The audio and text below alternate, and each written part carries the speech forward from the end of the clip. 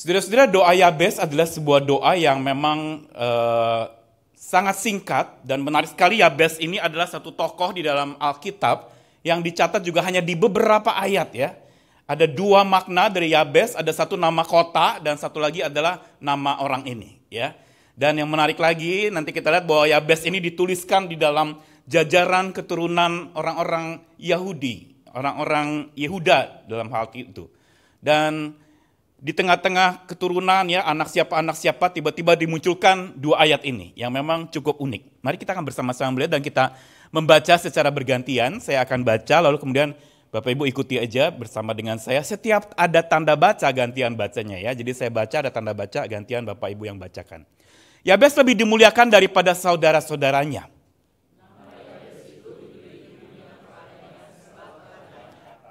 Aku telah melahirkan dia dengan kesakitan.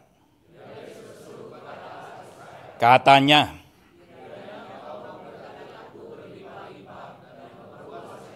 dan kiranya tanganmu menyertai aku, sehingga kesakitan tidak menimpa aku. Hanya dua ayat ini yang memuat tentang satu sosok bernama Yabes yang tidak terlalu dikenal. Di dalam jajaran keturunan dari 1 Torik pasal 4 itu tidak dicantumkan nama Yabes, tapi tiba-tiba muncul Yabes lebih dimuliakan dari saudara-saudaranya. Tidak diketahui dia anak siapa, dan tidak diketahui dia punya anak siapa. Dan inilah yang menarik. Saudara, dari Yabes ini kita mau mengajukan sebuah pertanyaan pembuka. Ya. Sebenarnya berkat apa yang akan kita minta dari Tuhan untuk diri kita sendiri? Coba, saya butuh jawaban ini ya. Silakan jawab acak aja. Kalau sudah diberi kesempatan untuk berdoa, minta berkat dari Tuhan, kira-kira apa yang akan engkau minta? Ini yang untuk diri sendiri, silakan. Apa biasanya? Kesehatan, apa lagi? Keselamatan, apa lagi? Sukses, kesuksesan, ada lagi? Keluarga, kesehatan tadi udah, apa lagi? Penyertaan, wah ini udah menyerupai doa Yabes nih ya. Saudara-saudara, blessing, berkat yang dari Tuhan, itu bisa diberikan dalam bentuk berbagai macam. Tetapi apa yang kita minta dari Tuhan tentang blessing itu, sesungguhnya adalah sebuah indikator atau sebuah penjelasan tentang siapa kita. Ya, kita ingat Salomo ketika Tuhan bilang, kamu minta apa aja, aku akan berikan.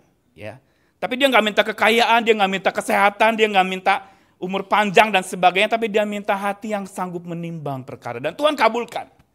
Ini satu contoh dari doa yang Tuhan kabulkan. Kalau kita mau gali eksegesis atau eksposisi semua doa yang Tuhan kabulkan, itu memiliki satu benang merah dan doa Yabes pun menjadi sebuah doa yang dikabulkan oleh Tuhan. Kenapa? Karena ada satu hal yang penting di sana. Apakah itu? Tentu saja Yabes tidak ditanyakan, kamu boleh minta apa aja, tetapi dia langsung berseru kepada Tuhan, dengan meminta berkat Tuhan tercurah atasnya berlimpah-limpah. Ya. Saudara bicara berkat, saya langsung ingat waktu persiapan materi ini, saya ingat seorang tokoh bernama Laura Story. Ya. Namanya memang Laura Story. Laura Mixon Story Elphington, dia adalah seorang penyanyi, penulis lagu musik Kristen kontemporer Amerika. Billboard menempatkannya sebagai artis Kristen dan di jajaran top 40 tahun 2010-an. Dia memenangkan Grammy dan 6 GMA Dove Awards. Album keduanya Blessing mencapai posisi pertama di top Christian album. Dan lalu kemudian selama 2-3 minggu ada di posisi puncak tanggal lagu. Dan di posisi ke-30 Billboard 200 ya, atau top 200. Dan dia juga meraih status emas dari sebuah lembaga yang mengurusi rekaman-rekaman yang menjadi bestseller pada waktu itu. Dan albumnya yang kedua yang berjudul Blessings itu menjadi hit nomor 1 pertamanya di tangga lagu Billboard Christian Songs. Lagu ini saya rasa sudah tidak asing lagi, nanti saya akan perdengarkan. Single itu akhirnya memenangkan Grammy Award tahun 2012 untuk lagu musik Kristen kontemporer terbaik. Dan meraih status platinum di Amerika Serikat. Tetapi yang menarik justru dari lagu Blessing ini ada satu inspirasi yang Laura dapatkan dari pembelajaran hidupnya.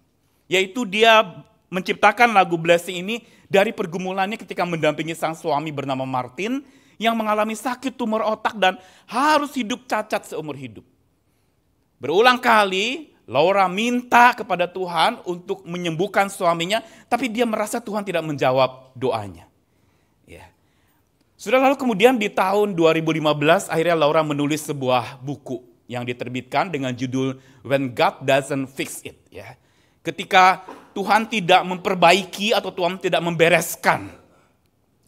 Dan buku ini sangat menginspirasi banyak orang dari kisah hidupnya yang mengajarkan setiap orang percaya untuk belajar dua hal. Yang pertama, pelajaran-pelajaran yang kamu tidak ingin untuk pelajari. Ya. Lessons you never wanted to learn.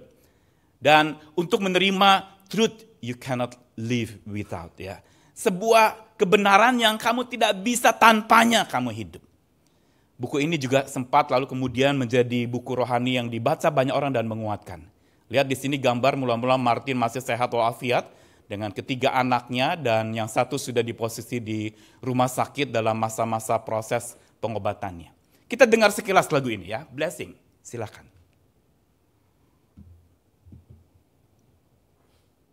Saudara, doa dari Laura Story di dalam sepanjang hidupnya pada saat Martin sakit adalah doa yang terus dia minta Tuhan sembuhkan, sembuhkan, sembuhkan. Dan wajar sekali kita pada saat sakit kita berdoa minta kesembuhan.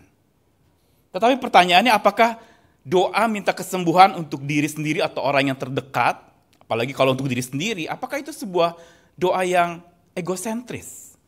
Apakah juga kalau kita bandingkan doa Yabes itu doa yang egosentris? Karena berulang kali kalau kita baca nanti di dalam liriknya itu ada berulang kali dia minta Tuhan memberkatiku, lalu ada sebutan kataku, aku berulang kali. Pertanyaannya apakah salah bersyafaat untuk diri sendiri? Apakah sesuatu yang tidak teologis mungkin atau tidak spiritual ketika kita berdoa untuk minta untuk kepentingan diri kita sendiri? Jelas jawabannya sebenarnya tidak ada yang salah. Tidak ada yang salah berdoa untuk diri sendiri. Martin Luther pernah berdoa untuk kesembuhan seorang temannya, rekan kerjanya. Dokter udah angkat tangan dan mengatakan sebentar lagi dia akan berpulang karena sudah tidak sanggup lagi, pengobatan apapun tidak bisa dilakukan untuk temanmu itu. Lalu Martin Luther berdoa begini. Dan doanya merupakan doa yang agung. Dia semula ragu untuk menyampaikan doa ini karena seolah doa ini memang untuk kepentingan dia. Dia bilang begini, Tuhan, saya butuh dia untuk pelayanan saya. Dia rekan yang baik dan saya sangat membutuhkan dia untuk perjalanan misi saya, pelayanan misi saya di dalam mengabarkan berita sukacita dari Tuhan. Tapi kondisinya sakit. Dia bilang begitu ya. Lalu Martin Luther bilang begini, Tuhan, bila dia sembuh dan bisa mendampingi saya lagi melayani, itu akan memuliakan nama Tuhan, Tuhan tolong sembuhkan dia. Tapi bila dia tidak bisa sembuh dan dia akan mati, berpulang ke rumahmu, biarlah dia mati. Tapi Tuhan, entah dia hidup, entah dia mati, biar nama Tuhan yang dipermuliakan. Ini doa yang luar biasa. Dia tidak maksa Tuhan, dia tidak minta. Kalau doa egosentris mungkin paksa Tuhan harus begini, harus begitu gitu ya. Dia nggak minta sembuh gitu. Biasanya kita umumnya kalau orang sakit kita doakan sembuh begitu ya. Kalau orang bangkrut kita doa supaya bangkit lagi begitu ya.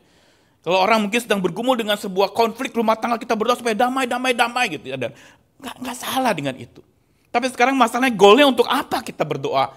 Untuk kepentingan diri kita atau keluarga kita atau dalam skop yang seolah-olah memang untuk ego kita. Saudara, Yabes sebenarnya tidak berdoa untuk dirinya sendiri. Kalau kita perhatikan penggunaan kata aku dan ku yang Yabes gunakan dalam dia berdoa, itu bukan berangkat dari sebuah kepentingan diri sendiri. Yabes justru telah memperagakan sebuah doa yang memang tertulisnya seperti untuk diri sendiri, tetapi bukan mementingkan dirinya sendiri atau berpusat pada dirinya sendiri. Buktinya apa? Disebutkan di dalam kitab Tawarik itu tentang sebutan untuk Allah yang kepadanya Yabes berdoa.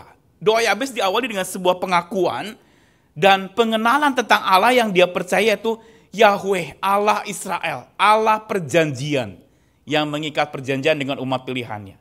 Dan sebutan ini doa di dalam isi doa Yabes ini justru menunjukkan kebergantungan pada Allah di atas segala keuntungan bagi dirinya sendiri. Orang mungkin Bruce Wilkinson dalam bukunya tentang doa Yabes ini memang ada sedikit dikritik karena dia seolah-olah bicara soal berkat itu adalah berkat materi gitu ya. Karena bicara soal teritori, bicara soal perluasan daerah, perluasan wilayah. Ada orang yang mengatakan, wah doa ini cocok nih kalau orang mau buka cabang nih ya. Toko ini buka cabang, wah biar perluasan ya bisnisnya jadi makin luas. Apakah Yabes berdoa untuk bisnisnya supaya makin meluas? Sebenarnya bukan itu yang Yabes minta. Meluas daerah itu punya makna yang sebenarnya lebih dalam dari sekedar daerah teritori secara geografis, secara fisik. Tapi sesuatu yang justru rohani, sesuatu yang sifatnya spiritual. Alasan kedua, kenapa Yabes tidak berdoa untuk dirinya sendiri atau egosentris, berpusat kepada diri. Karena apa? Berdoa untuk keperluan diri sendiri adalah justru respons personal. Dan inilah yang Yabes miliki. Dia punya respons personal terhadap undangan Allah untuk bersandar dan untuk benar-benar berserah kepada Tuhan. Orang yang pentingkan diri sendiri justru gak pernah akan minta-minta lagi kepada Tuhan. Gak merasa perlu datang minta kepada Tuhan. Tapi Yabes masih bisa. Dan bahkan mengatakan, perluaslah daerahku. Tuhan berkatilah aku berlimpah-limpah. Orang seringkali menganggap ini ucapannya seperti mantra. Kalau kamu mau diberkati, doa kayak Yabes tuh, hafalkan gitu ya. Sampai ada lagunya kan ya. Wah, diputar berulang kali gitu ya. Tapi kalau kita perhatikan sebenarnya ini doa bukan mantra. Dan jangan sekali-kali kita jadikan doa sebagai mantra gitu. Seolah-olah abrakadabra, simsalabim berubah gitu ya. Kucing jadi tikus atau tikus jadi gajah misalnya gitu ya. Enggak. Pray is not mantra. Bukan mantra ucapan yang kalau kita sebut ini nanti jawabannya begini pasti. Orang seringkali memakai doa Bapa kami juga sebagai mantra seolah-olah untuk pengusiran roh jahat. Baca tuh doa Bapa kami, pasti roh jahatnya pergi begitu ya. Saudara, sebenarnya bukan kata-katanya dan bukan mantra itu. Tetapi doa Yabes sebenarnya mengandung sebuah makna teologis yang begitu dalam tentang berkat yang paling kita butuhkan. Dan sudah sepatutnya kita minta kepada Tuhan dan Tuhan pasti akan memberikannya seturut dengan apa yang Dia kehendaki. Doa Yabes justru menunjukkan keberanian menghadap tata kasih karunia Allah. Kalau kita baca, ini saya berikan highlight ya. Berkat apa sebenarnya yang Yabes minta?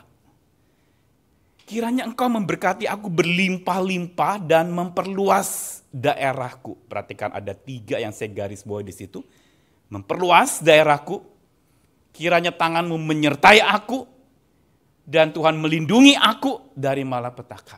Sehingga kesakitan tidak menimpa aku.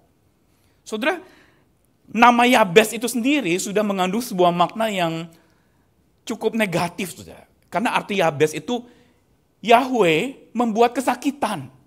Yahweh membuat sakit. Makanya itu diberikan oleh ibunya, aku telah melahirkan dia dengan kesakitan.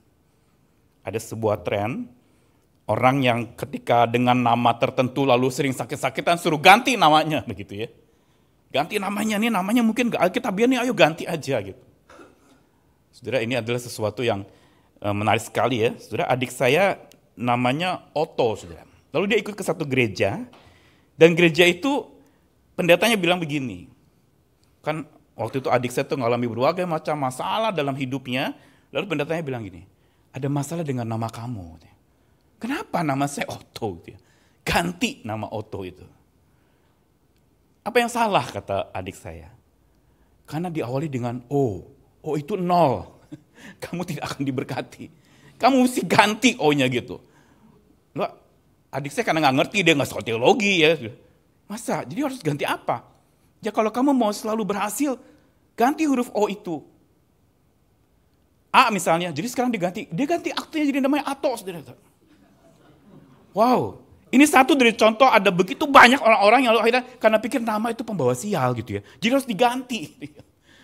Sekarang kami panggil dia Otto, dia sih ya aja gitu ya. Cuman waktu itu sempat kami panggil terus dia bilang nama saya bukan Otto lagi tapi Ato gitu ya. Oke lah whatever gitu ya. Tapi saudara-saudara, ini seringkali ada di dalam pikiran kita bukan dengan lalu kemudian dengan sebuah nama seolah nama itu pembawa sial. Ini masih bayangan atau ajaran-ajaran pagan, ajaran berhala yang seolah-olah hari baik, bulan baik, dan nama juga baik. Kalau nama bagus itu anaknya bagus, namanya jelek anaknya jelek, misalnya begitu ya. Saudara, tetapi yang menarik, Yabes tidak ganti nama. Tetapi dia berdoa kepada Allahnya. Memang namanya mengandung pain, mengandung kesakitan seperti ibunya yang mengeluhkan. Kenapa saya kasih nama Yabes? Karena saya kesakitan waktu melahirkan dia. Saya pikir, ibu mana yang melahirkan tidak kesakitan? Pasti kesakitan gitu ya. Tapi kenapa harus ini dipermasalahkan? Namun bagi Yabes itu bukan masalah. Sama seperti misalnya Daniel yang semula namanya bukan Daniel lalu diganti, atau namanya Daniel diganti menjadi nama yang lain, itu tidak masalah buat dia. Yabes tidak ganti nama, tapi dia datang kepada Allahnya. Berkat apa yang sebenarnya Yabes minta dari Allah sehingga Allah mengabulkannya? Berkat apa yang Yabes minta dari Allah untuk dirinya sendiri sehingga Allah mengabulkannya? Belajar meminta pada Allah untuk diri sendiri dengan hati yang tetap berpusat pada Allah.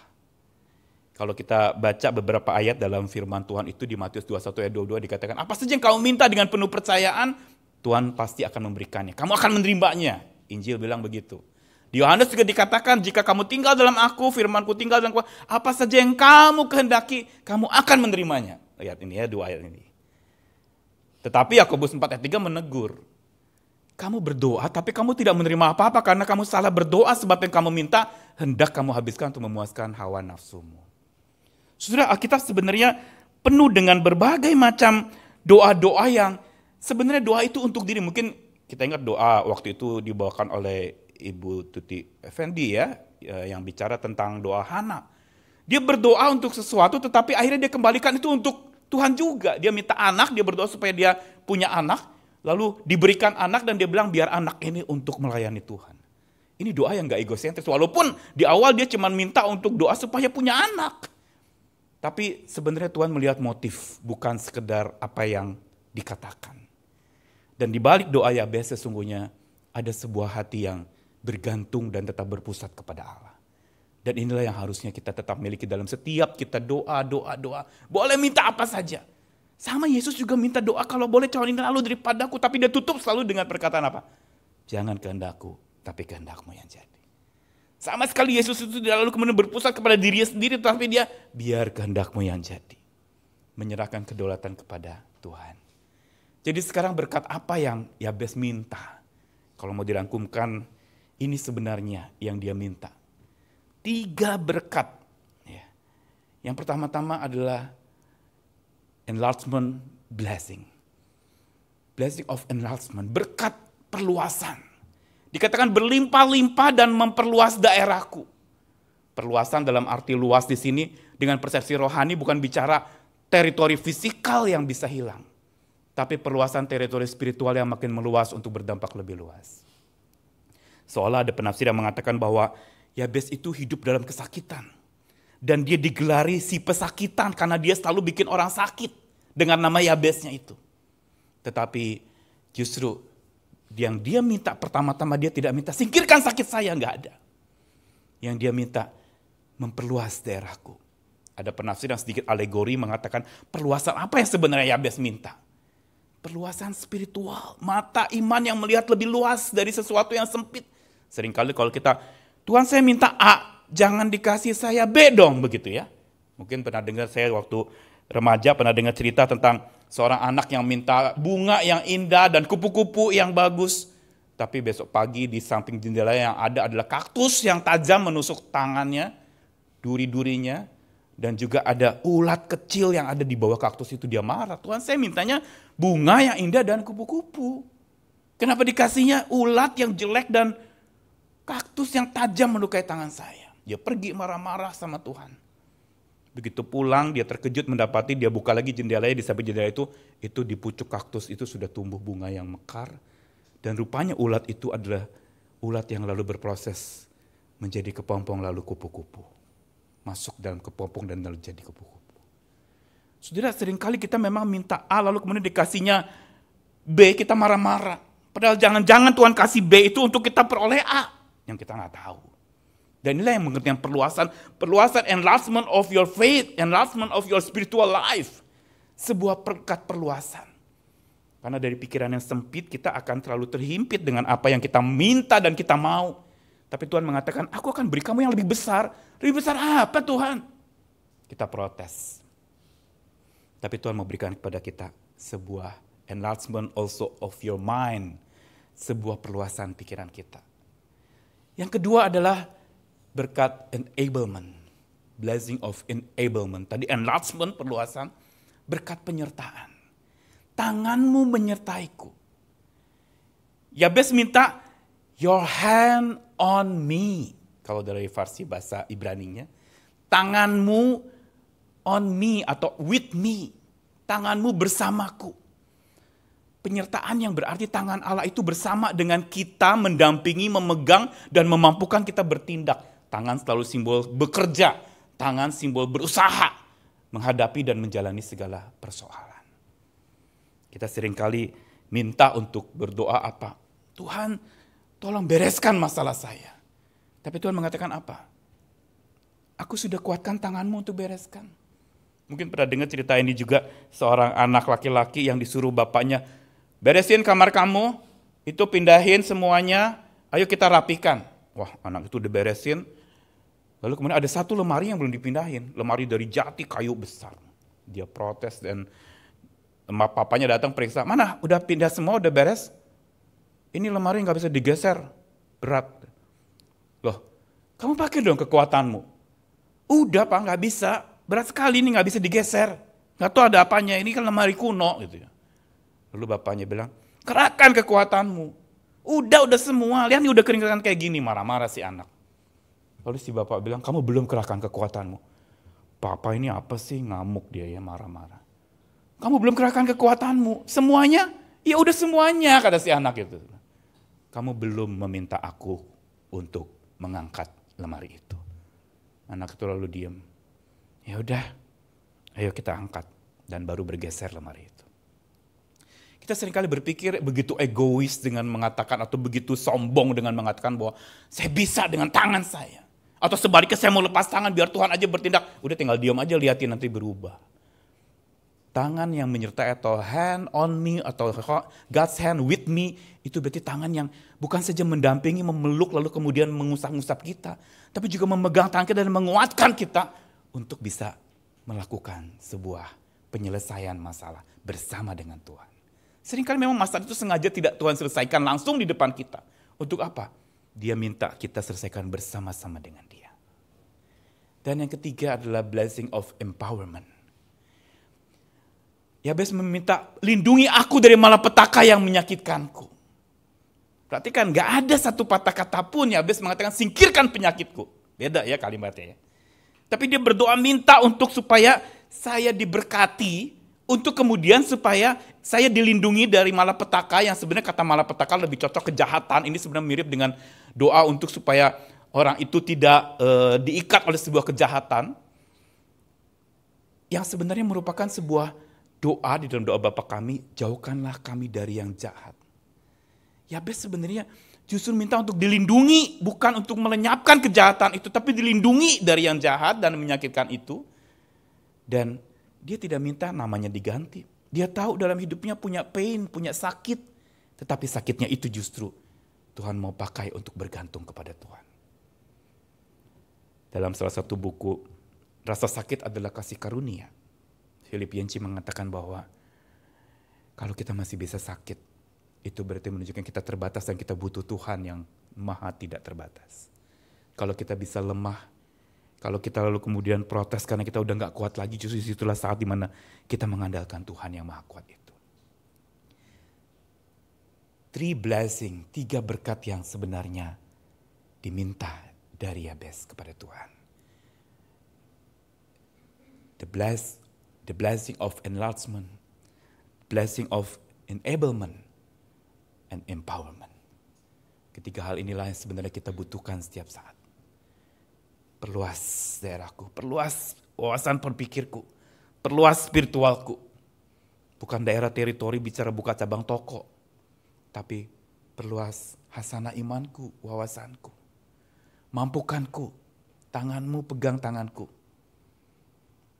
Empowerment, lindungi aku dari yang jahat. Orang percaya perlu berkat rohani yang tak terlihat, tak terpegang, dan tak terhitung, yang tidak bisa punah. Untuk tangani dan kelola segala berkat jasmani di dunia yang terlihat, terpegang, dan terhitung. Dan itu bisa punah. Saya selalu kalau bicara berkat, saya katakan ada 2 macam berkat. Ada berkat yang tak terlihat, tak terpegang, dan tak terhitung. Itu berkat rohani. Tapi ada berkat yang terhitung, terlihat, dan terpegang. Dan itu semua akan berlalu. bagaimana menangani yang akan berlalu ini. Kita butuh berkat rohani. Dan itu kekuatan Tuhan. Alkitab udah ingetin roh penurut, daging lemah. Manusia lahirnya kita akan merosot, tapi batinnya kita dibaharui dari hari ke hari. Dari doa Yabes kita belajar bahwa dari sakit, dari derita, dari kesusahan, kita sedang dibawa oleh Tuhan menuju kepada blessing itu. Dan Allah lah yang bertindak meraih kita untuk memberkati kita. From pain to blessing, God gain you to bless.